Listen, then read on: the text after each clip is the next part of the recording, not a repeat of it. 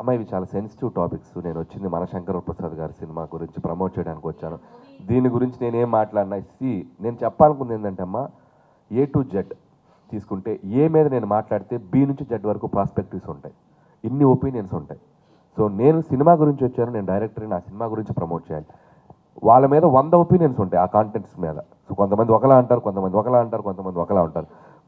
నేను ఒపీనియన్ తీసుకున్నాను. ఇప్పుడు నాకు ఆటోమేటిక్గా బి నుంచి జెడ్ వరకు ఒపీనియన్స్ నా మీద దాడి చేస్తారు. అవసరం నాకు? నేను ప్రశాంతంగా పాజిటివ్గా బతికే మనిషిని.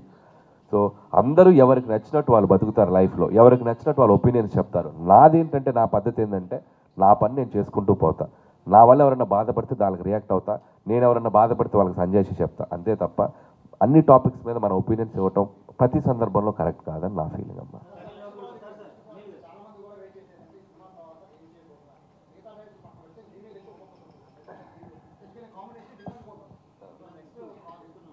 సో నెక్స్ట్ అంటే నేను సినిమా అయ్యే టైంకి కానీ నాకు బల్బు వెలగదు ఏం చేయాలనేది.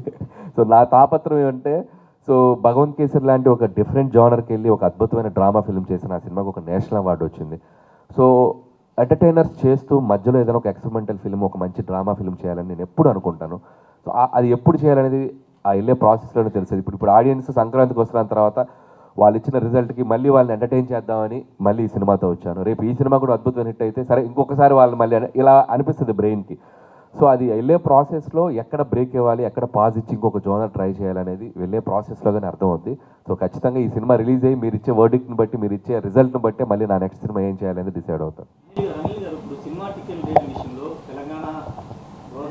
మా దగ్గర రావద్దు, రేటు పెంచుకోవడానికి కోమటిరెడ్డి గారు చెప్పారు. ఆంధ్రప్రదేశ్ ప్రభుత్వం భారీ బడ్జెట్కి కొన్ని జీవో గతంలో పాస్ చేశారు. గవర్నమెంట్ ఇచ్చిన గైడ్ లైన్స్ ప్రకారం ప్రొడ్యూసర్స్ అటు తెలంగాణ అవ్వచ్చు, ఇటు ఆంధ్రప్రదేశ్ అవ్వచ్చు, ఖచ్చితంగా గవర్నమెంట్ ఇచ్చిన గైడ్ లైన్స్నే ఫాలో అవ్వాలి.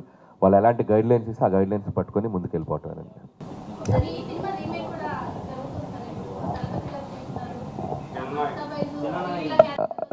సో యాక్చువల్గా అది వాళ్ళు కూడా చాలా దాచిపెట్టి చెప్తున్నారు. మా డైరెక్టర్ కూడా ఇది కొంతమంది రీమేక్ అంటున్నారు, కొంతమంది కాదంటున్నారు, ఇది తలపతి విజయ్ గారి సినిమా అని చెప్పాడు ఆ డైరెక్టర్.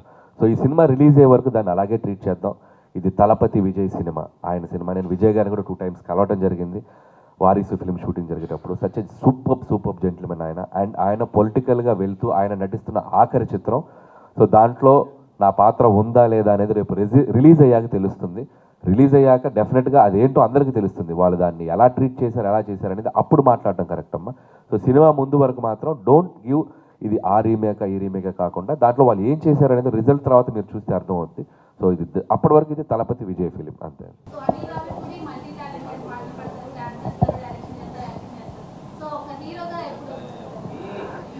ఇప్పుడు వరకు ఎన్ని వేషాలు వేసినా అది మీకోసమే, ప్రేక్షకుల కోసమే. ఏదో వాళ్ళ అటెన్షను, వాళ్ళు నన్ను అభిమానిస్తే ఏదో నా సినిమాల మీద వాళ్ళ పట్ల ఒక ఇంట్రెస్ట్ పెరుగుతుంది.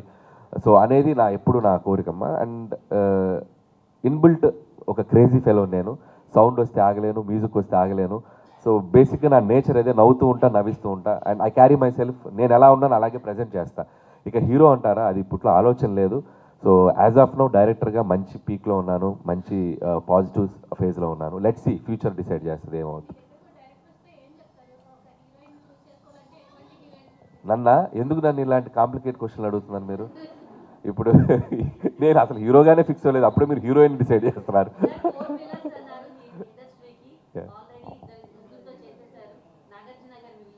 ఖచ్చితంగా అండి, ఖచ్చితంగా. చాలామంది అడుగుతున్న ప్రశ్న ఇది. నిజంగా చేస్తే ఒక సర్కిల్ వేసినట్టు ఉంటుంది. నాకు చాలా ఇంట్రెస్ట్గా ఉంది.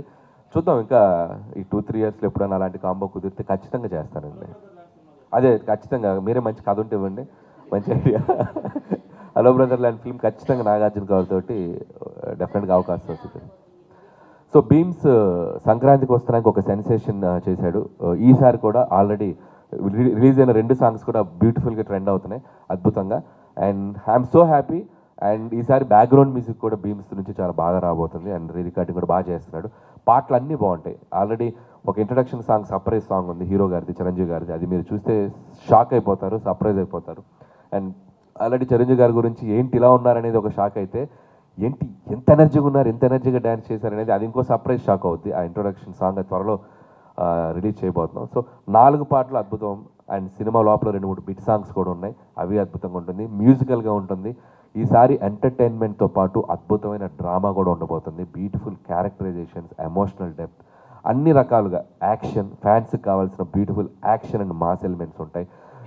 అండ్ నాకు చిరంజీవి గారిని నేను ఎలా పరిచయం అయ్యారో, నేను చిన్నప్పటి నుంచి చూసిన చిరంజీవి గారు నాకు ఎలా పరిచయం అయ్యారో ఆయన్ని మళ్ళీ నేను ఒకసారి ఇంకోలా పరిచయం చేద్దామని ఒక అప్డేటెడ్ వెర్షన్లో ట్రై చేశాను. సో డెఫినెట్గా ప్రేక్షకులందరూ దీన్ని ఎంజాయ్ చేస్తారని నమ్ముతున్నాను.